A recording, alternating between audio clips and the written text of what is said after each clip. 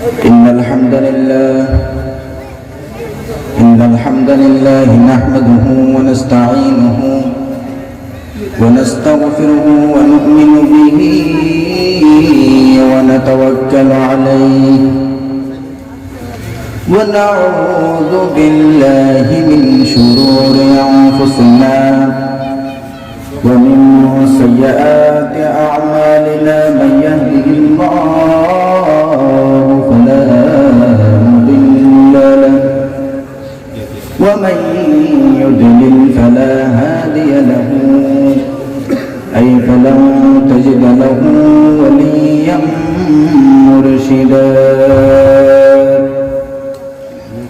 ونشهد أن لا إله إلا الله وحده لا شريك له والذي لا ضد له ولا ند له لا مثل له ولا مثيل له لا وزير له ولا كفيل له لا شبه له ولا شبيه له لا ولد له ولا والد له وهو الواحد الفرد الصمد لم يلد ولم يولد ولم يكن له كفوا أحد ونشهد أن سيدنا ونبينا وحبيبنا وبشيرنا ونذيرنا وطبيبنا وطبيب أرواحنا وحبيبنا وحبيب ربنا محمدا عبد الله ورسوله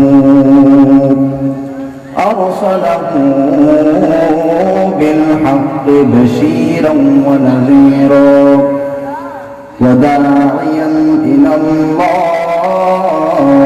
بإذنه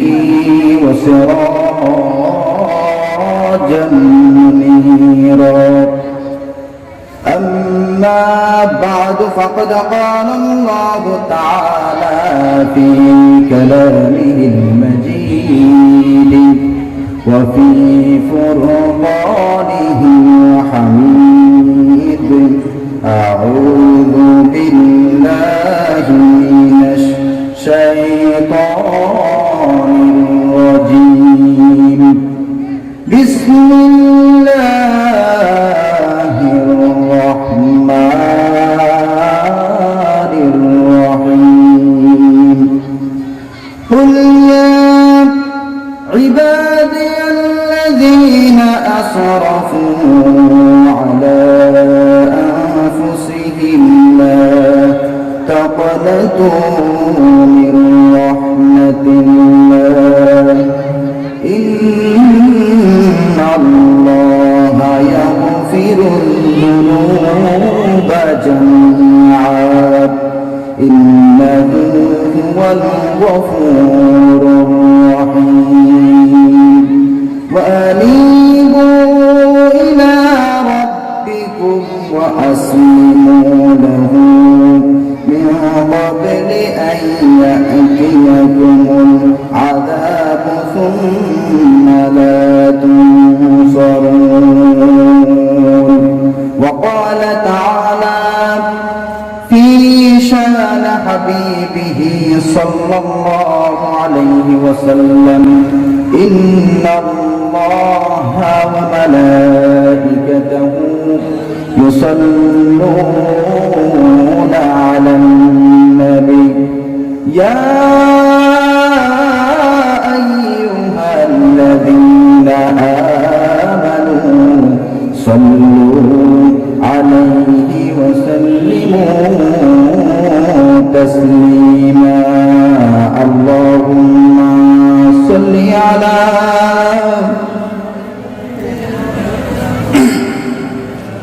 وعلى آل سيدنا জোরে সুরে মোহাব্বতের সাথে রাসূল করিম সাল্লাল্লাহু আলাইহি ওয়াসাল্লামের ভালোবাসা অন্তরের মধ্যে নিয়ে হৃদয় নিংড়ানো ভালোবাসা আমি সকলেই পড়ি আল্লাহুম্মা সাল্লি আলা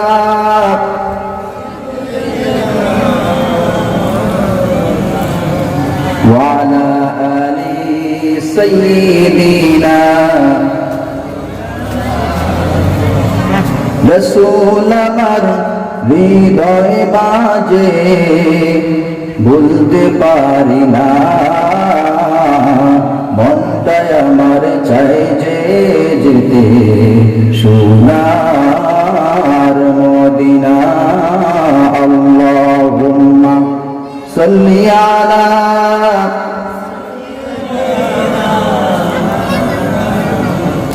ওয়া আলা আলি সাইয়্যিদিনা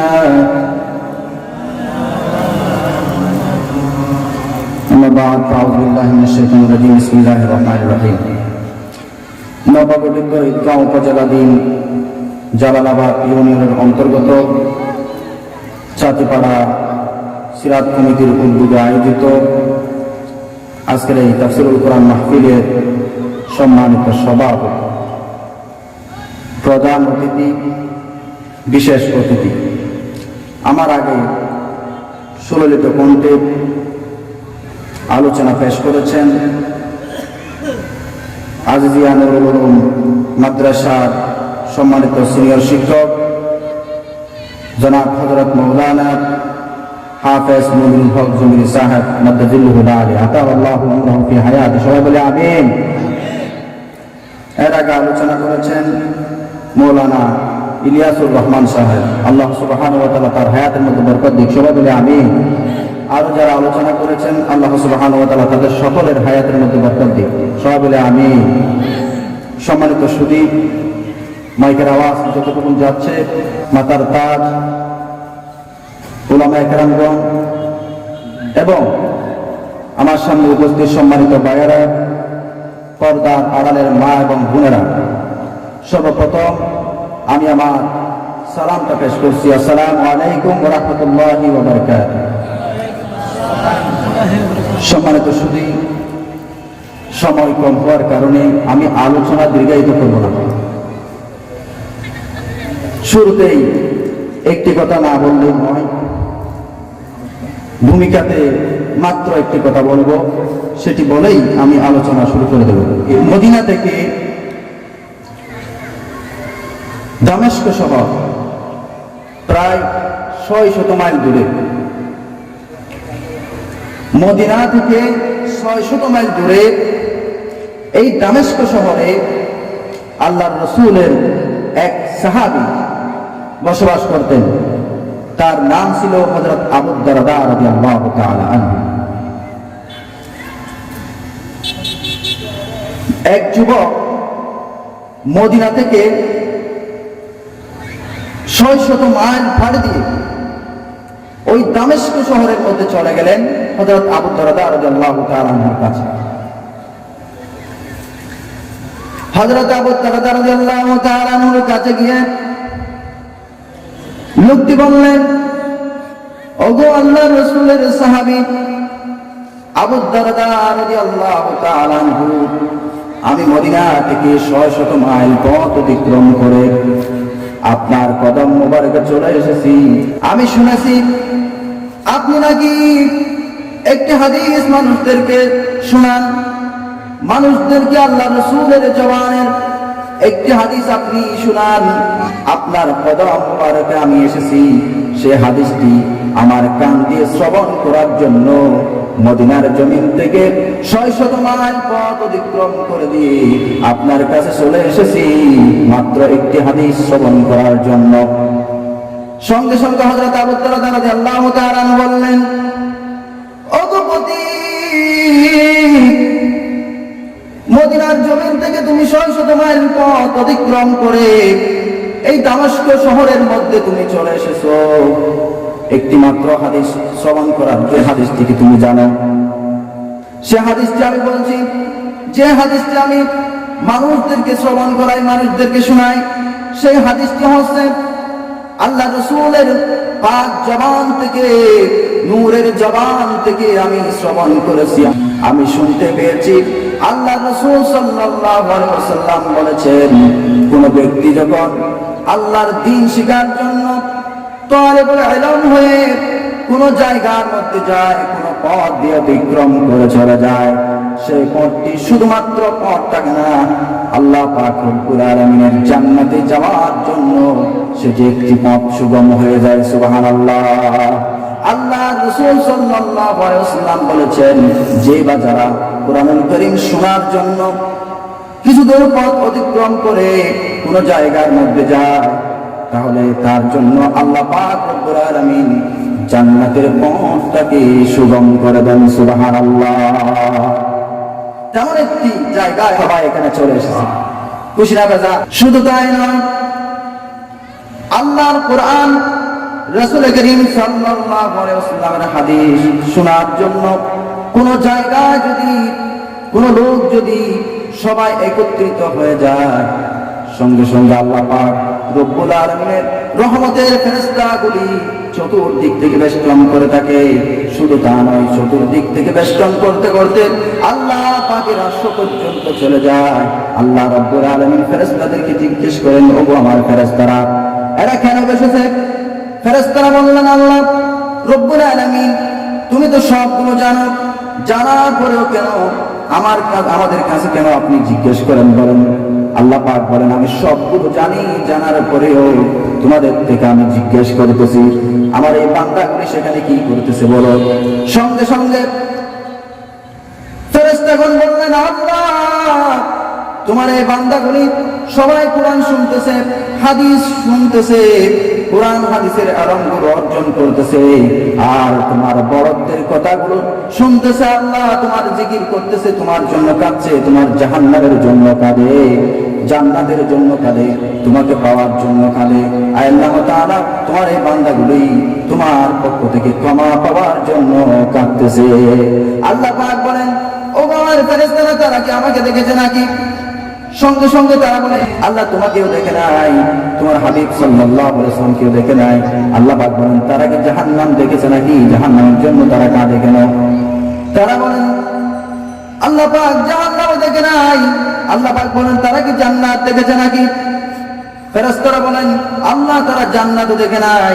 আল্লাহ পাক বলেন, ওগো তুমি ফেরেশতারা, তোমরা সবাই সাক্ষী থাকো, আমি আল্লাহ রব্বুল আলামিন আমার বান্দাগুলি, যে সমস্ত বান্দাগুলি আমাকে না দেখে, আমার রাসূলকে না দেখে, আমার জান্নাত না দেখে, আমার জাহান্নাম না দেখে, আমার ভয়ে যারা কাঁদতেছে, ওগো ফেরেশতারা তোমরা সাক্ষী থাকো, আমি আল্লাহ রব্বুল আলামিন তাদের জিন্দেগির গুনাহগুলো মাফ করে দিলাম। সুবহানাল্লাহ। শুধু তা নয়, আল্লাহ পাক বলেন, ওগো আমার ফেরেশতারা, তোমরা তাদের জন্য প্রতিটি শ্বাসে নিঃশ্বাসে যতক্ষণ পর্যন্ত কোরআন হাদিসের ইলম তারা শিখবে, যতক্ষণ পর্যন্ত কোরআন হাদিসের দরসের মধ্যে বসবে, ততক্ষণ পর্যন্ত তাদের শ্বাসে প্রশ্বাসে নিঃশ্বাসে সওয়াব লিখতে থাকবে। সুবহানাল্লাহ।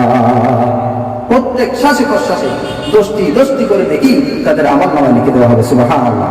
সম্মানিত শুধু আমি এখন সরাসরি কোরআনুল কারীমের দিকে চলে যাচ্ছি।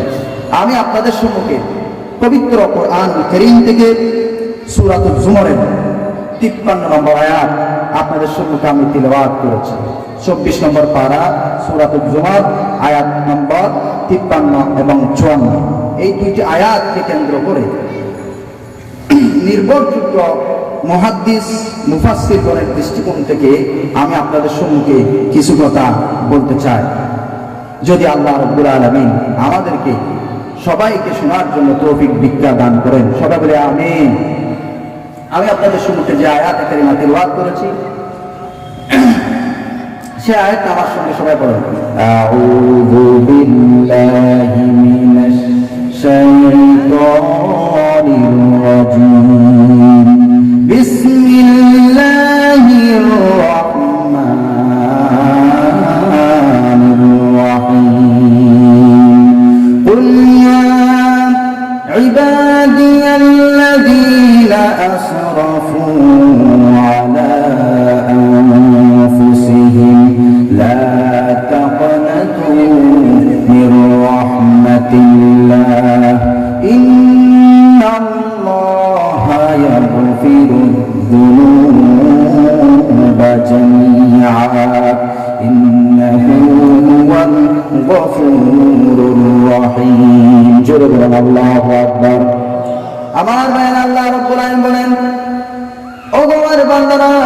হে রাসূল আপনি বলে দিন, ওগো আমার বান্দারা, তোমরা যারা গুনাহ করতে করতে নিজের নফসকে জেলে ফেলেছো, নিজের নফসকে অন্যায় করতে করতে নিজের নফসকে বরবাদ করে দিয়েছো, তারা তোমরা কেউ আমার রহমত থেকে নৈরাশ হয়ে যেও না। আমি আল্লাহ রব্বুল আলামিন তোমাদের জিন্দেগির সমস্ত গুনাহ খাতা আমি আল্লাহ মাফ করে দেব। সুবহানাল্লাহ। আর আল্লাহ রব্বুল আলামিন হচ্ছেন ক্ষমাশীল পরম করুণাময়। আল্লাহু আকবার। এটা হচ্ছে সরল অনুবাদ। এখন আমি তাফসীরের দিকে যাচ্ছি।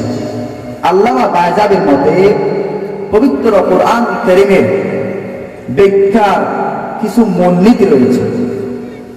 তার মতে মূলনীতি হচ্ছে 17টি। তাফসীর ব্যাখ্যার মূলনীতি 17টি। এই 17টি মূলনীতির ভিতর থেকে আমি আপনাদের সম্মুখে কিছু কথা বলতে চাই। সেখান থেকে বেশি গুরুত্বপূর্ণ হচ্ছে শাআন নুজুল, আয়াতটি কেন নাযিল হয়েছে। আমি প্রথমত শাআন নুজুলটা আপনাদেরকে শোনাই। আমি প্রথমত পৃথিবীর সেরা 3টি তাফসীর থেকে আপনাদের সম্মুখে আমি শোনাবো। প্রথমত হচ্ছে তাফসীরে কাবীর, যা ইমাম ফখরুদ্দিন রাজির লেখা। দ্বিতীয়ত মাহমুদ আলসির তাফসীর রুহুল মাআনি। তৃতীয়ত হাফেজ ইবনে কাসির তাফসীরুল কুরআনুল আযীম। এই 3টি তাফসীরে একই শাআন নুজুল বর্ণনা করেছেন। সুবহানাল্লাহ। সেই শাআন নুজুলটা কি? 3টি তাফসীর গ্রন্থে একই শাআন নুজুল এসেছে। রাসূল করিম সাল্লাল্লাহু আলাইহি ওয়াসাল্লাম যখন মক্কা বিজয় করলেন, মক্কা বিজয়ের আগে 13টি বছর পর্যন্ত নবুয়ত পাওয়ার পর 13টি বছর পর্যন্ত রাসূল সাল্লাল্লাহু আলাইহি ওয়াসাল্লাম শুধুমাত্র কাফের মুশরিক বেঈমানেরা মারধর করেছে, জেল করেছে, জুলুম করেছে, অত্যাচার করেছে। শেষ পর্যন্ত রাসূল করিম সাল্লাল্লাহু আলাইহি ওয়াসাল্লামকে আল্লাহ রাব্বুল আলামিন অর্ডার করলেন, নবীজি আপনি হিজরত করুন। আল্লাহ হাবিব সাল্লাল্লাহু আলাইহি ওয়াসাল্লাম মক্কার জমিন ছেড়ে দিয়ে মদিনায় চলে গেলেন। সুবহানাল্লাহ। হাজার বেদনার পরে ফিরে আসনি তুমি আপন ঘরে, দিনের আলো তুমি ছড়িয়ে দিতে চলে গেলে মদিনায় মক্কা ছেড়ে। হে রাসূল তোমাকে ভুলে আমি কেমন করে, হাজার বেদনার পরে।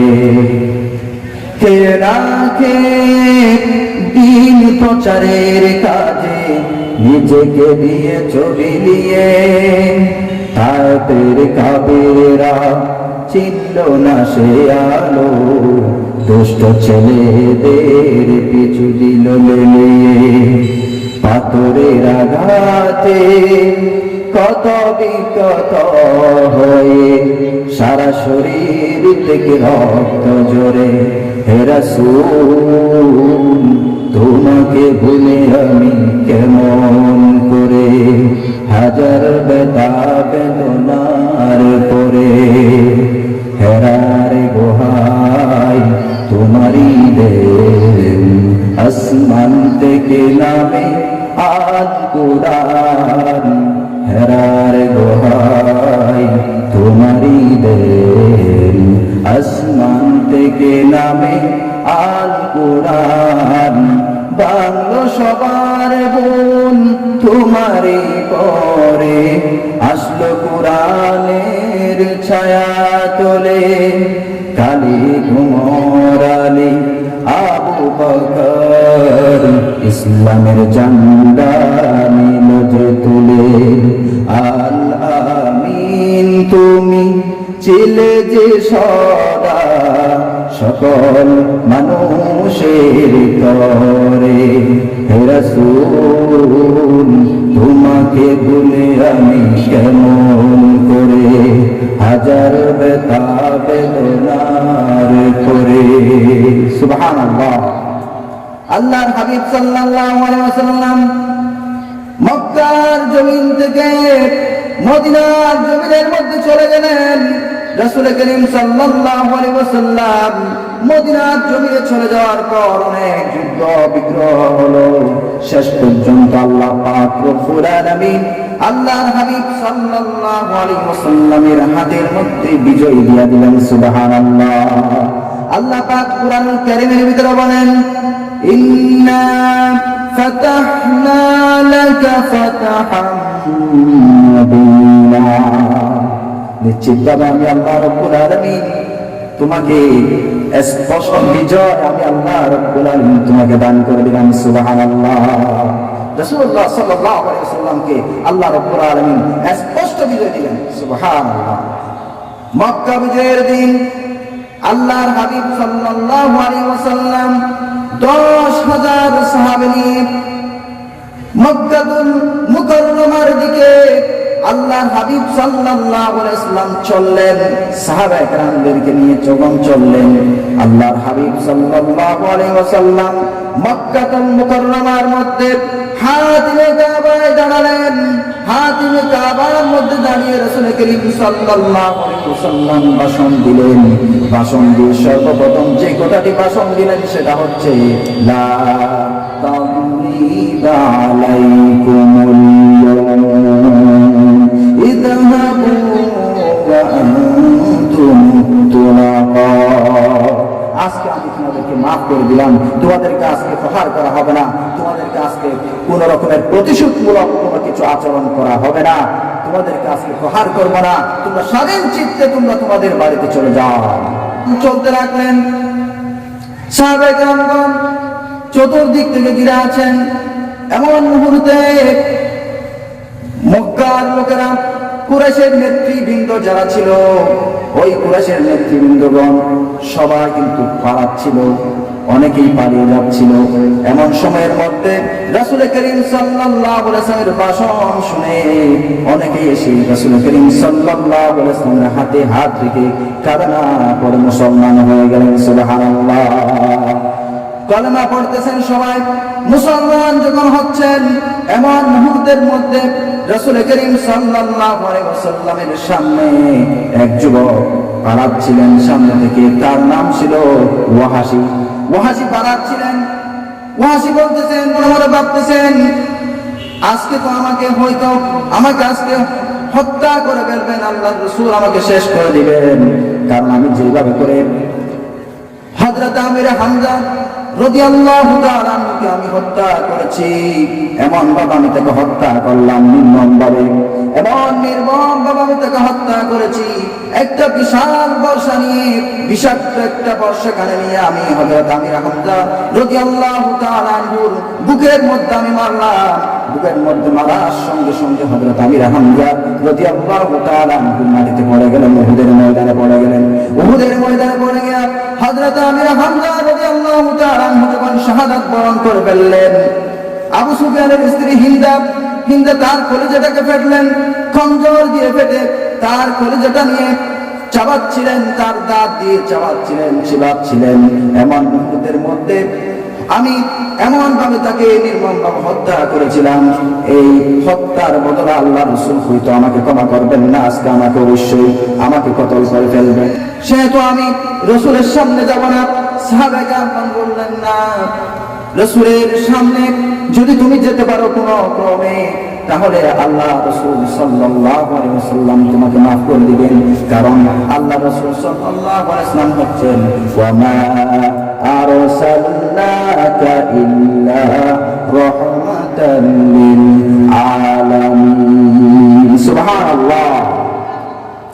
আমি আল্লাহ রাব্বুল আলামিন तमाम বিশ্বের জন্য আমার রাসূলকে আমি রহমত স্বরূপ প্রেরণ করেছি। সুতরাং ওয়াহাশী তুমি আল্লাহ রাসূলের কদম মুবারকে চলে যাও। ওয়াহাশী রাসূল করিম সাল্লাল্লাহু আলাইহি ওয়াসাল্লামের কদম মুবারকে চলে গেলেন। রাসূল করিম সাল্লাল্লাহু আলাইহি ওয়াসাল্লামের কদম মুবারকে চলে গিয়ে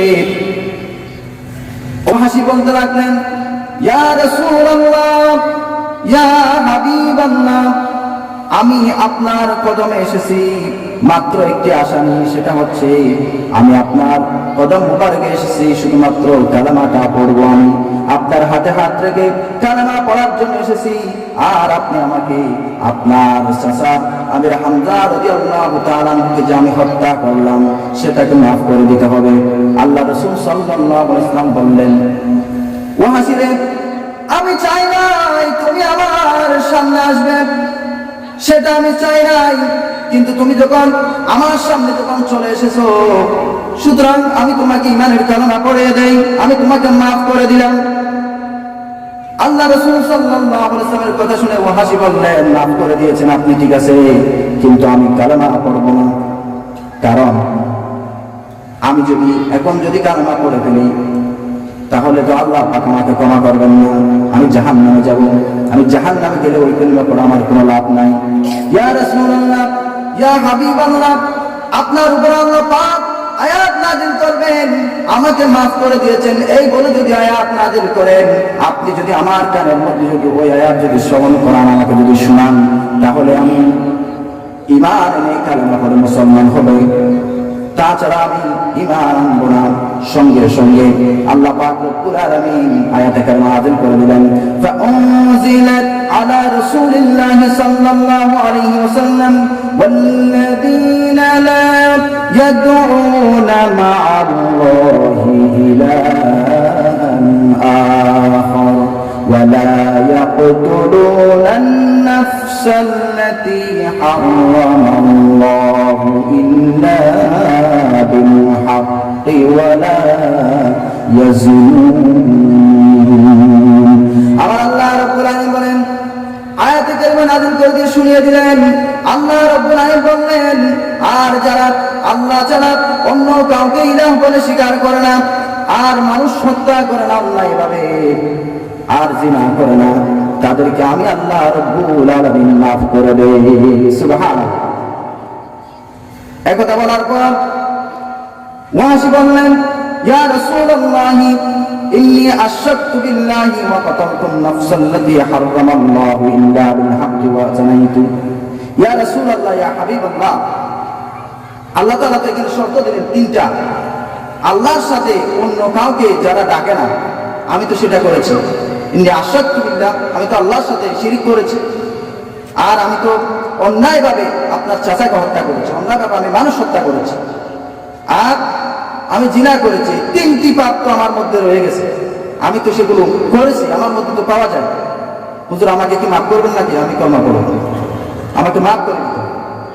সঙ্গে সঙ্গে আল্লাহ রাব্বুল আলামিন আয়াতে কারিমা নাযিল করলেন, ইল্লা মান তাবা ওয়া আমানা ওয়া আমিলা আমালান সালিহান ফাউলাইকা ইউবাদদিলুল্লাহু সাইয়্যাতিহিম হাসানাত ওয়া কানাল্লাহু গফুরার রাহিমা।